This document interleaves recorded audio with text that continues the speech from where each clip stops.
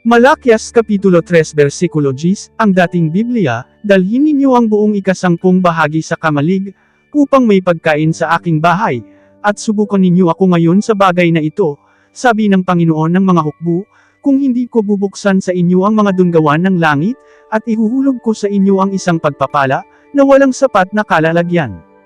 2.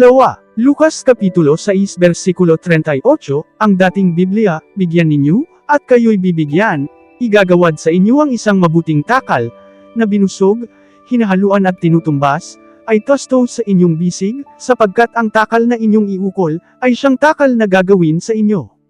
3. Ikalawang Korinto Kapitulo 9 Versikulo 8, ang dating Biblia. At may kapangyarihan ang Diyos na magpala sa inyo ng sagana sa lahat ng bagay, upang kayo'y mangarap sa lahat ng oras, sa lahat ng bagay na mayroon kayo ng kinakailangan, kayo'y maging sagana sa bawat mabuting gawa.